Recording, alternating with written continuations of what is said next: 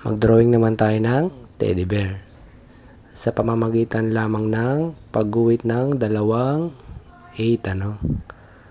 So, ayan, sundan lang natin yung mga step.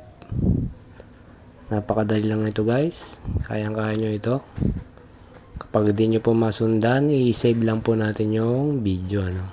Sa mga hindi pa po naka-follow dyan at sa mga mahilig mag-drawing, mag-follow na po kayo. Click nyo lang po yung follow button.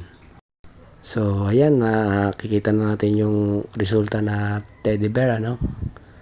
So, pagkatapos niyan, diretso na tayo sa pagkukulay.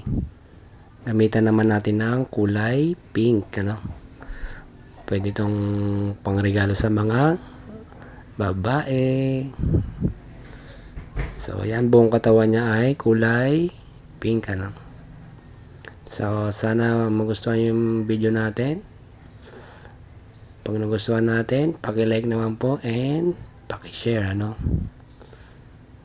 And ito, kulay na natin yung heart ng red.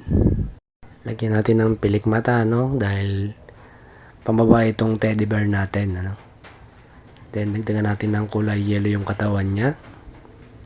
And then, ayan na. Tapos na ang ating teddy bear.